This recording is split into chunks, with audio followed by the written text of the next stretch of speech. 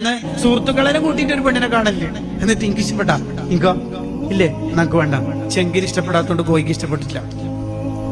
എന്തൊരു വൃത്തികേടാണ് ഇതല്ലോ. ചില ഉപ്പാനും ഉമ്മാനെല്ലാം കൂട്ടിട്ട് പെണ്ണിനെ കാണാൻ, എന്റെ ഉപ്പാനോട് പറയും, ഉപ്പ ഇതാണ് ഇവൻ എന്നെ ഭർത്താവായ, എന്നിട്ടല്ലേ ഉറുപ്പയായാല് ഉപ്പ കാണാൻ പറ്റുമോ? ഇന്ന് ഇല്ല. പെണ്ണ് കാണുമ്പോ സൂക്ഷ്മത വേണം. പെണ്ണ് കാണാൻ പോകുന്ന ഇപ്പൊ ചില ആൾക്കാർ ആ കടയിൽ വന്നാൽ മതി. സുന്നത്തല്ല, അതിന്റെ ഒരു മര്യാദക്ക് നടത്തലാണ് അതിന്റെ ഒരു ഭംഗി. ആ ഇടം കാണണ്ടേ? അല്ല, പെണ്ണ് കാണാൻ പോയാല് ഒരാൾ പെണ്ണ് കാണാൻ പോലെ ആ പെണ്ണും ഈ കാണാൻ പോയ ചെക്കനും മാത്രം റൂമിലാവാൻ പാടില്ല. അത് ഖൽവത്ത് ഹറാമാണ് അവിടെ. കാരണം ഇപ്പൊ അവർ അന്യ ആൾക്കാരാണ്. കാണൽ മാത്രമാണ് അവിടെ ഹലാൽ, ടച്ച് ഹറാമാണ്. സംസാരിക്കാം, പേര് ചോദിക്കാം, നോ പ്രോബ്ലം.